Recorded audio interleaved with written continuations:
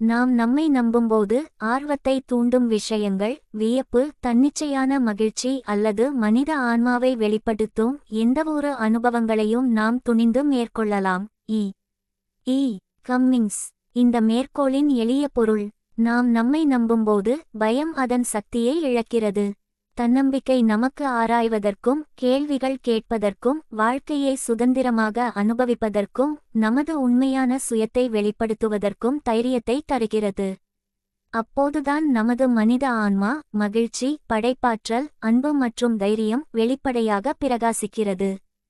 கதை 1. ஏன் என்று கேட்ட குழந்தை. ஒரு சிறுமிக்கு வானம், நட்சத்திரங்கள், பறவைகள் மற்றும் மனிதர்களைப் பற்றி கேள்விகள் கேட்பது மிகவும் பிடிக்கும். ஒரு நாள் யாரோ ஒருவர் அவளை பார்த்துச் சிரித்து, முட்டாள்தனமான கேள்விகளைக் கேட்பதை நிறுத்து என்று சொன்னார். அவள் அமைதியாகிவிட்டாள்.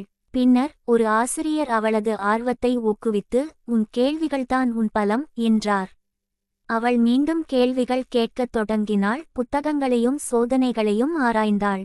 பல ஆண்டுகளுக்குப் பிறகு அவள் மற்றவர்களுக்கு உலகை புரிந்துகொள்ள உதவிய ஒரு விஞ்ஞானியானாள்.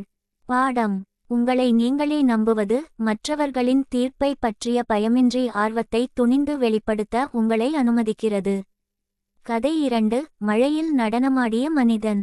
வீட்டிற்கு நடந்து சென்று கொண்டிருந்த ஒரு மனிதன் மழை கொட்டுவதைக் கண்டான்.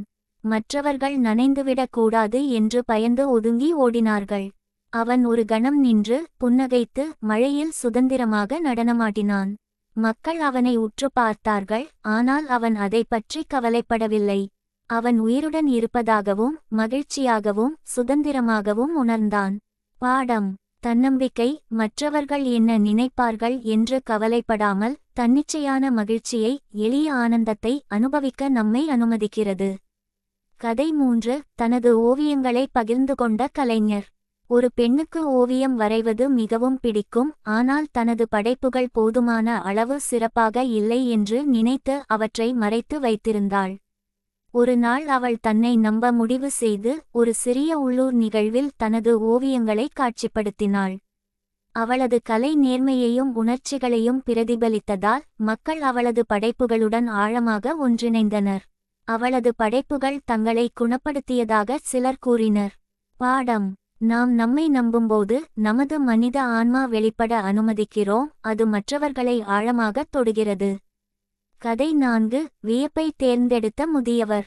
ஒரு முதியவர் வாழ்க்கையின் கஷ்டங்கள் இருந்தபோதிலும் ஒவ்வொரு மாலையும் சூரிய அஸ்தமனத்தை பார்க்க நேரம் ஒதுக்கினார். அவர் ஒவ்வொரு சூரிய அஸ்தமனமும்